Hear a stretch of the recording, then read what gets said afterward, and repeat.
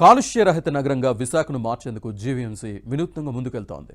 ఇంధన వాహనాలకు full stop పెట్టి ఎలక్ట్రిక్ వాహనాలు వినియోగించేలా ప్రజలకు అవగాహన కల్పిస్తోంది.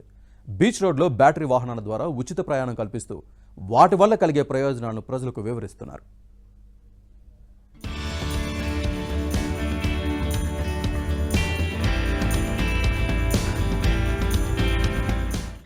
విశాఖలో పెరిగిపోతున్న కాలుష్యానికి చెక్ పెట్టేలా జీవీఎంసీ వినూత్న విధానాలను అమలు చేస్తోంది.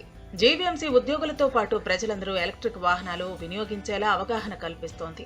ఇప్పటికే జీవీఎంసీ ఉద్యోగులు ప్రతి సోమవారం ఎలక్ట్రిక్ వాహనాలు లేదంటే ప్రజా రవాణా వ్యవస్థను మాత్రమే వినియోగించాలని ఆదేశించారు.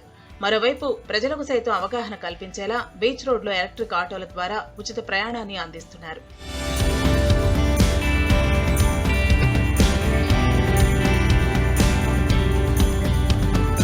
విశాఖపట్నం అత్యంత వేగంగా అభివృద్ధి చెందుతున్న నగరంలో ఒకటి. విశాఖలో రోజు రోజుకు జనాభా పెరిగిపోతోంది. ఆ జనాభాకు తగ్గట్టు ట్రాఫిక్ కూడా పెరుగుతోంది. వాహనాలు, పరిశ్రమల ద్వారా కాలుష్య తీవ్రత కూడా పెరిగిపోతోంది. ఈ కాలుష్యాన్ని తగ్గించడానికి జీవీఎంసీ ఎప్పటికప్పుడు చర్యలు చేపడుతూనే ఉంది. కానీ తగ్గుముఖం మాత్రం పట్టడం లేదు. ఈ నేపథ్యంలో జీవీఎంసీ కొత్త విధానానికి శ్రీకారం చుట్టింది. ఎలక్ట్రిక్ వాహనాలపై ఫోకస్ పెట్టింది. బ్యాటరీ వాహనాల ద్వారా ఉచిత ప్రయాణం కల్పిస్తూ వాటి వల్ల కలిగే ప్రయోజనాలను ప్రజలకు వివరిస్తున్నారు. ఛార్జీ లేకుండా తీసుకెళ్తున్నారు. ఇక్కడి నుంచి అక్కడికి సాగర్ నగరం వెళ్తున్నాం. సాగర్ నగరం ఆపుతున్నారు. మధ్యలో కావాలి, మధ్యలో కూడా ఆపుతున్నారు. బాగా ఫ్రీగా తీసుకెళ్తున్నారు మమ్మల్ని. ఛార్జీలు మట్టుగా లేవు బాబు. బాగా తీసుకెళ్ళి మమ్మల్ని అక్కడ దించుతున్నారు. వల్ల మాకు కూడా కొంచెం సేవ్ అయిందండి. ఆటో స్టాండ్ల దగ్గర ఆపట్లేదు, కొంచెం ముందుకే ఆపుతున్నారు. ఎక్కడ ఆపమంటే అక్కడ ఆపుతున్నారు. బీచ్ రోడ్లో ఎలక్ట్రిక్ ఆటోలను నడిపిస్తున్న జీవీఎంసీ ఆ ఆటోల ద్వారా పలువురికి ఉపాధిని సైతం కల్పిస్తోంది. ఉదయం నుండి సాయంత్రం వరకు ఆటోలో నడుపుతామని, ప్రజలను తమ గమ్యస్థానాలకు చేర్చుతున్నామని ఆటో డ్రైవర్లు చెబుతున్నారు. ఫ్రీ ఆటో డ్రైవర్లు అండి. మేము మార్నింగ్ 10 గంటలకు వస్తామండి కోస్టల్ బ్యాటరీకి. కోస్టల్ బ్యాటరీకి వచ్చి 5 బళ్ళు ఇటు వస్తాయండి. 5 బళ్ళు సాగర్ వైపు వెళ్తాయండి.